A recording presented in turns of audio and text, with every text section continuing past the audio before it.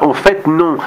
Paradoxalement, tout montre que dans notre région, en tout cas, les Verts ne sont pas très puissants là où il y a des centrales nucléaires, ou même là où il y a des raffineries ou des grosses usines. La tendance est de dire tant que la fumée sort des cheminées d'usines, c'est qu'il y a de l'emploi, et on privilégie une dimension réaliste à un vote pour les Verts, alors qu'au contraire, dans les grandes villes comme Rouen ou dans les beaux quartiers de Rouen, on va voter davantage Vert parce que l'emploi n'est pas un emploi qui dépend de l'industrie, mais plutôt qui dépend des services.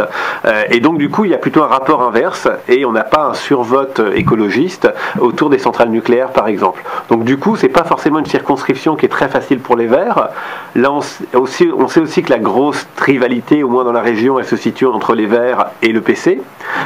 qui sont deux alliés potentiels du PS, mais qui n'ont pas du tout le même fonctionnement. Et donc, de ce point de vue-là, c'est aussi délicat pour les Verts, puisqu'ils vont s'affronter directement à une zone où le PC est particulièrement puissant. Néanmoins, les Verts vont faire évidemment entendre un discours différent, puisque l'EPR est évidemment une de leurs revendications très fortes, et de ce point de vue-là, évidemment, c'est dans cette région